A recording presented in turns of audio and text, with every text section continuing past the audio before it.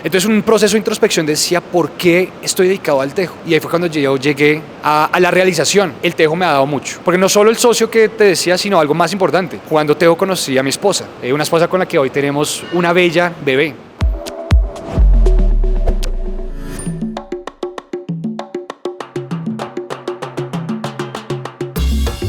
Hoy estamos con Daniel Lozano, más conocido como el man del tejo. Bienvenido, Daniel, es un gusto tenerte en los micrófonos de quienique.com. Vale, muchísimas gracias, un saludo para toda la gente.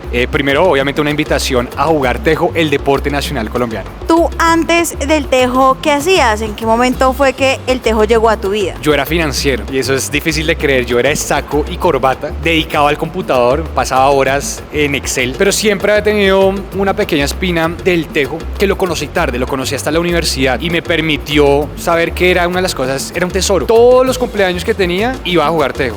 Si estaba saliendo con alguna mujer, al final procuraba también llevarla a jugar tejo, porque pues es algo que me apasionaba y necesitaba saber si ella también podía irse a una cancha de tejo a embarrarse de greda. Entonces siempre lo tuve en la cabeza, terminé renunciando a finanzas y así fue que salí como emprendedor. Montamos primero una cervecería artesanal, entonces sé lo que es emprender desde cerveza, y luego montamos Tejo La Embajada en el 2019, un proyecto que además nació en el 2018 realmente. ¿Cómo fue ese día en que tú dijiste, quiero montar un tejo? ¿Con quién lo hiciste? Cuéntame toda esa experiencia, ¿cómo la viviste? Bueno, acá vamos a empezar a entender por qué también después nace el man del tejo. Y es que a mí el tejo me ha dado muchas cosas, entre esas un socio. Cuando empecé a jugar tejo por primera vez, jugaba con un amigo diseñador y nos encontrábamos siempre en las canchas de tejo y siempre dijimos, oiga, ojalá algún día montemos. Entonces con esa persona fue una de las fundadoras.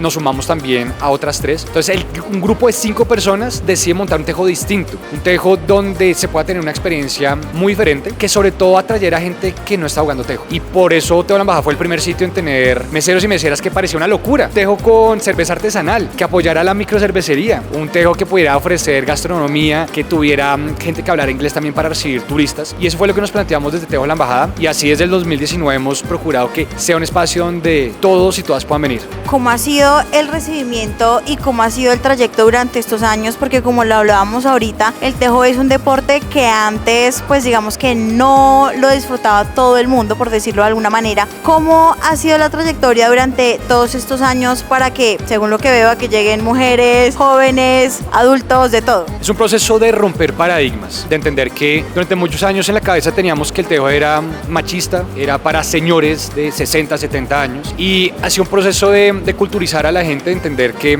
el tejo es tan espectacular, es un tesoro, como me van a escuchar decir varias veces acá, que todos tenemos que tener acceso al tejo. Y la gente empezó a encontrar acá un espacio seguro, muy buena comida, muy buen servicio, y así mujeres jóvenes empezaron a entender que el tejo también les tenía que hablar a ellos. Montaste este negocio, pero también te convertiste tú en una marca personal que es el man del tejo. ¿Por qué decidiste convertirte en el man del tejo? Eso fue a finales del 2023, un año muy especial para Tejo La Embajada, porque nos graduamos de empresarios. Entonces éramos emprendedores y nos volvimos empresarios, digo yo, porque vendimos el primer $1.000.000 en un tejo. Eso nos convierte en el tejo más grande del país, pero fue un costo enorme. Trabajamos muchísimo, nos dolía la espalda. Entonces ya cuando salimos a vacaciones a finales de diciembre, yo decía, ¿por qué hago esto? Si hubiera sido por la plata, me hubiera quedado en finanzas, sin duda.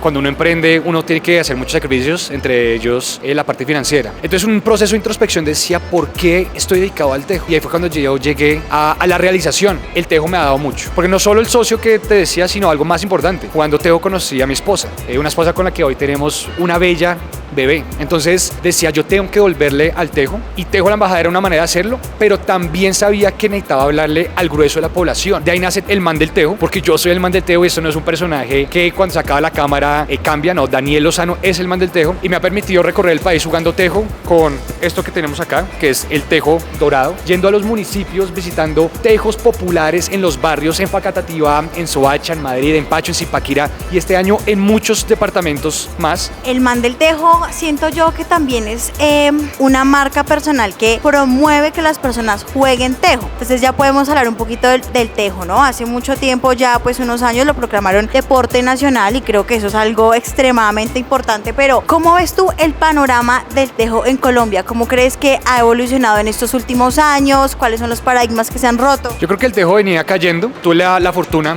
en diciembre del 2024, el Consejo de Bogotá me condecoró, me dio una orden al mérito civil por el trabajo que hago para la ciudad desde el tejo.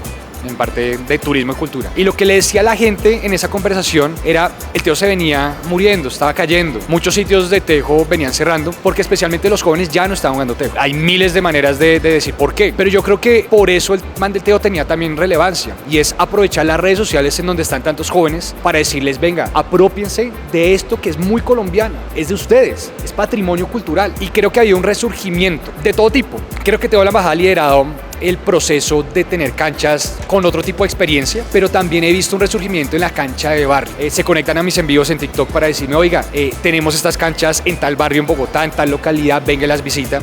Y ha sucedido no solo en Bogotá, sino también me invitan en Acacias Meta, en Casanare, en Cundinamarca, en Tolima, en Huila, en muchos sitios donde ahora siento que la gente quiere volver a jugar tejo. Y por ejemplo, algo muy importante es para, aunque seamos colombianos, para la gente que aún no ha jugado tejo, que no lo conoce, que no tiene ni idea, cuéntanos un poquito, pues a grosso modo, qué es el tejo, cómo se juega, cuáles son las reglas. Bueno, yo diría que el tejo principalmente es la actividad favorita, la mejor actividad para estar con los amigos. Creo que resalto la sencillez. Es un juego simple. Uno tiene que lanzar un disco metálico, no dorado, pero un disco metálico normal, a una distancia de 8 metros, 8 o 10 metros sería como mini tejo, y varias cosas pueden suceder. Si uno revienta triángulos de papel como los que ustedes ven ahí atrás, eso es una mecha, y eso es lo que tiene la magia, Valerie. Tiene una pequeña cantidad de pólvora que hace una explosión y hace que todo el mundo celebre. Eso es una mecha, eso vale 3 puntos. Y el otro puntaje que uno tiene que tener en cuenta es que si el tejo cae dentro del aro metálico, donde están las mechas, es llamada embocinarse. Eso es 6 puntos. Y nuevamente, es tan sencillo, claro, uno puede empezar a tener técnica y el tejo profesional se juega a 20 metros. Pero una de las cosas que yo le digo a la gente es, no necesariamente tiene que ir a una cancha de 20 metros si es su primera vez.